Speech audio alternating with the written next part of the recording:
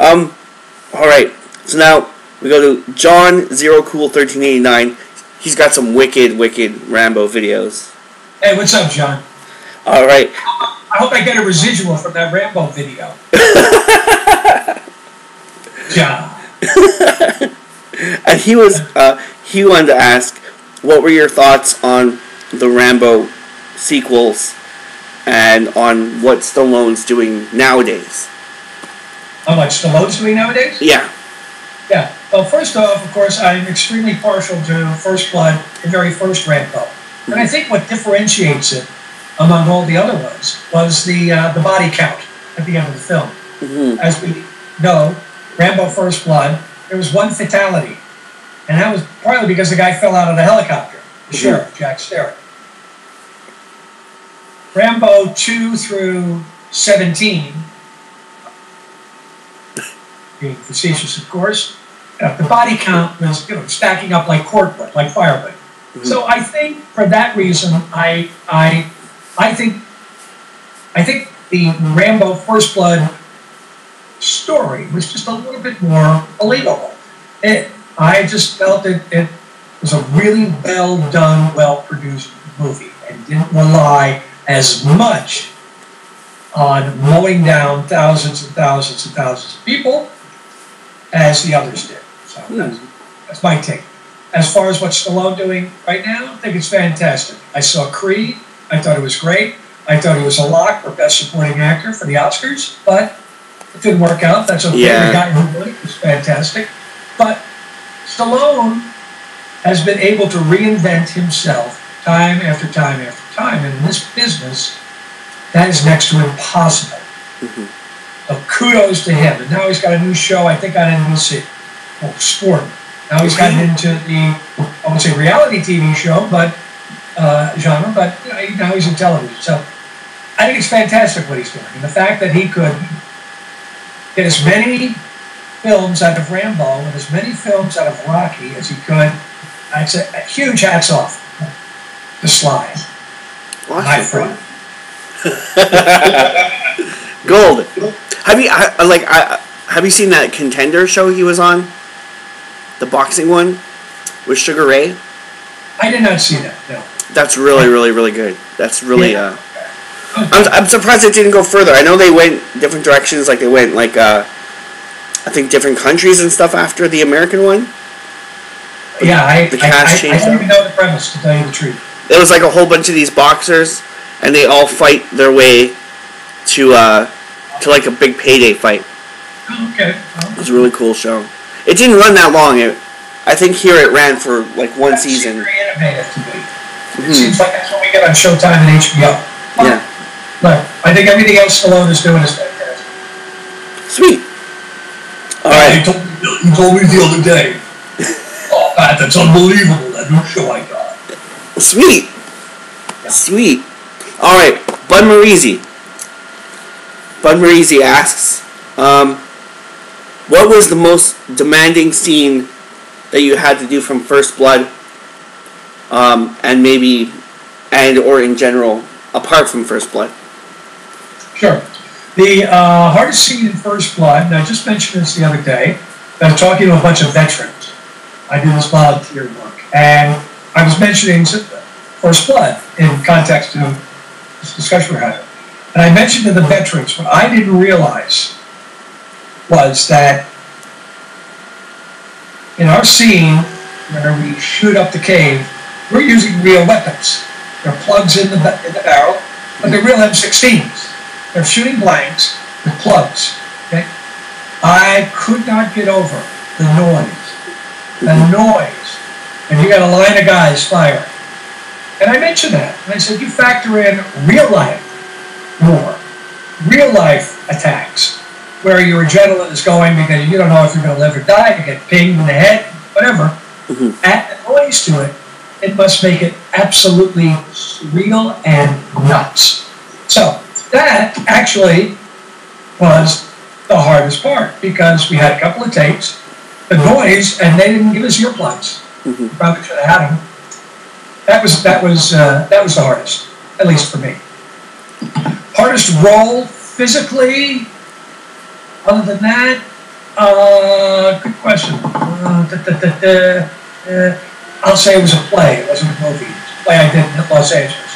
And I had to do a lot of push-ups on stage. Oh, no. I was in pretty good shape. But I was in a whole lot better shape after that play ended. Because it was, I'm doing push-ups. Yeah. And anyway, it's called Made in America. It was a play we did out here in Los Angeles at the Mark Taper Floor. So, and I would say the biggest screw-up I ever had on film. And we've all made mistakes. We blow lines. We're not sitting right, standing in the right place. This was my very first commercial, and I did it for Ford trucks. And the commercial was a series of people turning to the camera and going, "Nobody beats 26," meaning 26 miles per gallon. And my scene took place at the ocean, the beach. And I told the casting people, "You can drive a truck on the sand, right?" And I said, "Oh, of course I can." I had never done it. Of course I can. So I am supposed to drive a truck in first gear, half on the sand, half in the water, so there's a fishtail of sea, water, coming out behind me. Beautiful shot. And my call time was 6 in the morning, but they didn't get to me till 1:30 in the afternoon. Oh, no. I had been drinking a lot of coffee, too much coffee. Uh-oh. We finally get to scene, we get wired up, my microphone is right here under my collar, and I'm supposed to drive, have the water coming out, and hit a mark, turn to the camera and goes, "Nobody beats 26," and then drive through the frame. They say, maybe we'll get lucky, let's do the first take. Great. Action. I'm amped on coffee. We start driving. I have to keep it in first gear so it doesn't get stuck. The engine is whining. There's so much noise from the engine. There's so much noise from underneath. Because the water, I'm half of the water, half of the sand and the water, and I'm amped on coffee. And I hit my mark, I turn, completely forgetting I've got a microphone here, and I scream, "Nobody beats 26!" And the sound guy has thrown off his earphones. He's going like this, because I've just about broken his eardrums. And that was the very first take. That's amazing. So the director came over and said, "Hey, you got to act like you're screaming. Don't be screaming. You got a microphone." That's amazing. Yeah. That's amazing. I love it. Ooh. And his B-side to that was, did you and Sly ever forget lines? Like, I know you guys did yours separately, right? You were saying last time. Never did a scene with him. A lot of my lines were improvised and made up. Mm-hmm. The director was okay with me adding stuff to my scenes because he knew that there needed to be a little break in action. Mm-hmm. So, I mean, it was like too much. He had to let a little air out of and then build it back up the momentum because he couldn't sustain at that level of Sly going in the jungle and getting everybody. Amazing. So I didn't actually know. I'll tell you an interesting story. I don't know if I mentioned this before. It was the greatest birthday I've had so far. Thankfully, I keep having birthdays. That's a good thing. But I filmed my first scene when we were all along the rail with the guns on my 31st birthday. Like, it was my birthday that day, and I'm filming my first big scene in a major motion picture. So that was pretty cool. So I didn't forget any lines. I didn't have that many lines. As an actor, that's part of your job, to remember lines. And I didn't have that many. But, yeah, but Stallone's a pro. He's a pro. He forget a line, you mess up, but not much. He's a pro. Sweet. That must be amazing too. Is like, you're going down in history. You know, like that movie's always going to be remembered. It's always going to be like one of the best movies of all time. I'd put it right up there with Chucky too. Now, everybody seems to remember this one. Mm-hmm. That was the first one, and yeah, I'm with you. I'm such a beautiful movie. Very happy and proud that I was part of it. Sweet. And last question. Yeah. Actually, it was a two-part, but I don't know if you would know the second part. The second part was something we've been trying to figure out about Rambo 4. If there's like a scene in an early trailer where have you seen the last one where Stallone's on that big truck and then it gets taken out well, there's a scene where he like jumps off and goes after the last bad guy, but in the trailer the truck gets blown to smithereens and Sly's like jumping off the back. So we've been trying to figure that out. If anybody knows what? If anybody knows what happened to that scene, because it never wound up in the movie or the director's cut. Could be time, it could be continuity, it could be it never kind of looked right. Who knows? I mean, things get cut for all sorts of different reasons. All sorts of different reasons. But I would have no idea. But okay. Yeah, again, that's the hardest part of movie making is sitting in the editing room. Having been a producer on a number of films, and now this documentary, it's the hardest thing to cut. I mean, it's just, you're killing your babies, so to speak. So I couldn't tell you. All right, and the B-side.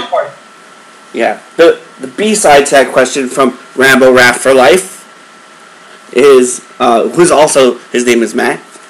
Hey, what's up, man? Do you know who really directed Rambo 2? If it was George P. Cosmatos, or because there was a big rumor that Sly was ghost directing it at the same time. I know like the whole thing went through like a big shift, like a big change from like the James Cameron version of it to what we actually saw. You know, like from Travolta being in it to. I couldn't tell you. I mean, those things happen. You realize that Richard Crenna was not the original Colonel Trump. Yeah. You know who was? Kirk Douglas, right? You got your homework, right. So those kinds of changes happen for who knows what reason. Scheduling, creative differences, I like to say. That's where somebody wants to go in one direction and somebody wants to go in this direction. The person with the most weight typically gets their way. So I suspect that there were creative differences, and this was becoming the franchise that it became. Stallone carried an awful lot of weight in terms of directorial issues and things like that.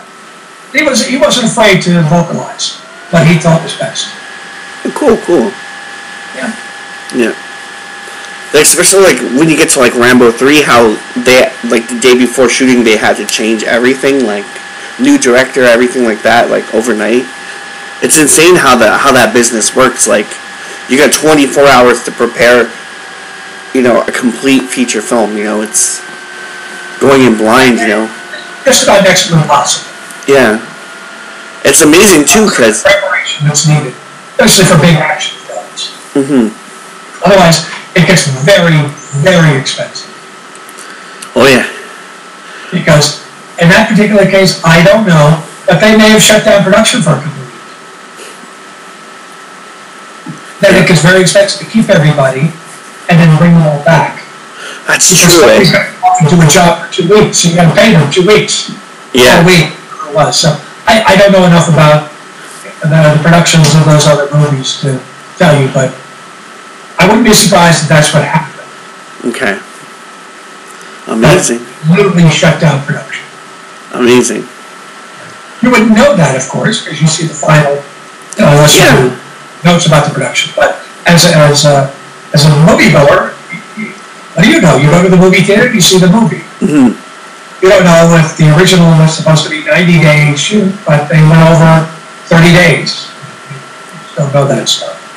And I thought it was well done, like cinematography wise, like it's like beautiful. It looks beautiful, that movie. What's your favorite of all the Rambos? First Blood.